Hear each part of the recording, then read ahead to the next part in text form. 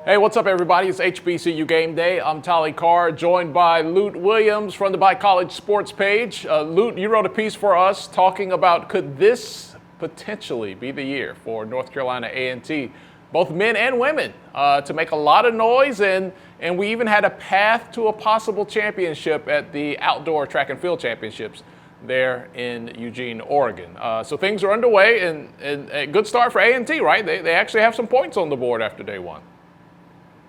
Absolutely. Probably in an event that they weren't counting in terms of getting a lot of points. But junior Brandon Hicklin, most of the attention for A&T has been on their sprinters. Well deserved, because they have some of the best times in the country, some of the best times in the world. But one of the Dwayne Ross's, the head coach of North Carolina A&T, both men and women, one of his things is that you also have to develop not only on the track, not only sprinters, but actually try to develop some serious competitors in field events. So Brandon Hicklin is a junior at North Carolina A&T, and he was in the long jump. He was the only really A&T athlete that qualified in any field event. And he came in with the 21st best jump, but he jumped a personal best yesterday of 7.91 meters, 25 feet, 11 and a half inches, his personal best, to finish fourth in the long jump. And in the scale, in terms of how points go, 10 points for the winner, 8 points for second, 6 points for third. He earned 5 points for his fourth place finish. So the Aggies are on the board, probably in a event that they weren't expecting to generate any points. But Hicklin came through, much as Dwayne Ross was hoping for, that even the kids that were not ranked in the top 8 or 9 would come forward. He was the first one to do that and put A&T on the board with 5 points. Right now, after a lot of field events held their finals yesterday, as opposed to the running events that had semifinals, the field events were the finals. And LSU, who is the favorite, and we start talking about whether A&T could actually win a national championship, the biggest hurdle in front of them was LSU, who not only has strong athletes in terms of the track, but also had strong athletes in the field. And on yesterday, which was the first day, they've already racked up 24 points. They're leading the competition right now amongst the men. Mississippi State is second with 17 points. Kansas is third with 13 and a half points. And that's a testament to their field, or their strength in the field events. But as I said, North Carolina A&T, the only HBCU right now on the board with 5 points as a result of Brandon Hicklin.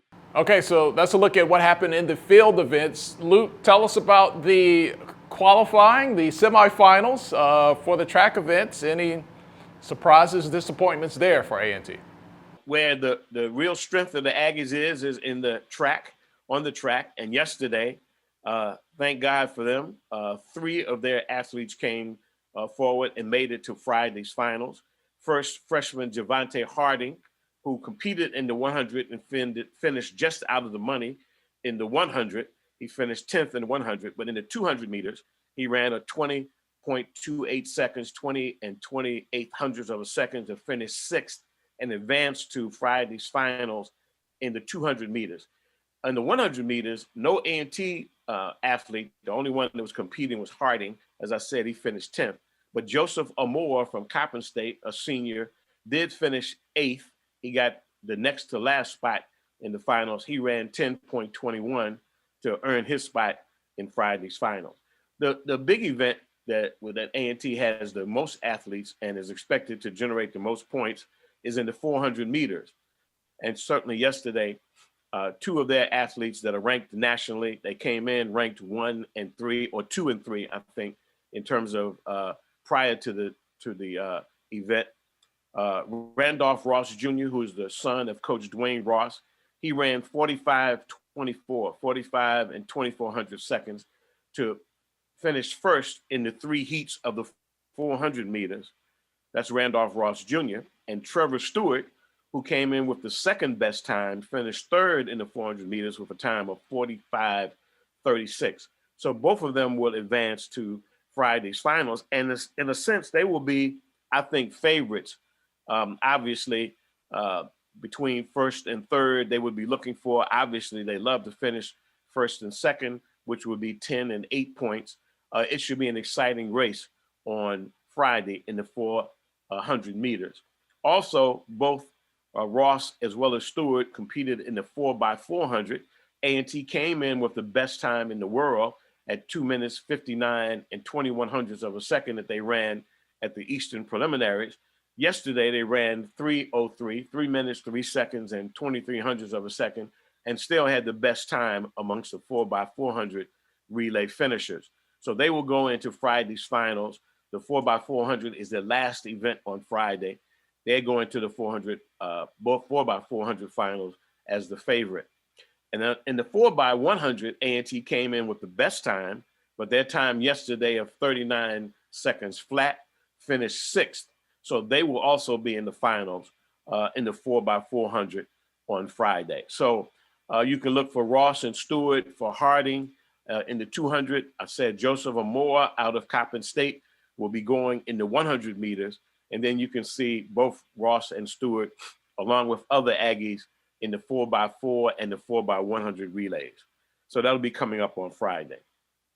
So Lut, as you wrote, that magic number is kind of around 60 points. Look, I hope A&T wins a championship, but that is a process that you build year over year. What number would they get short of a championship that you think is feasible and would be really, really impressive for the program? Well, when you consider, and even though head coach Dwayne Ross has said that they don't want to be just the best HBCU, they want to be, they don't want to be seen even as the best HBCU. They just want to be considered amongst the best programs in the country. But when you consider the fact that their 2019 result of 19 points, both for the men and the women, is the largest ever in the history of HBCUs, obviously they're in a position to shatter that in one sense, to shatter it. And they finished 15th, the men, tied for 15th, the women 15th alone, again, 2 years ago, because they didn't have the championship last season in 2020.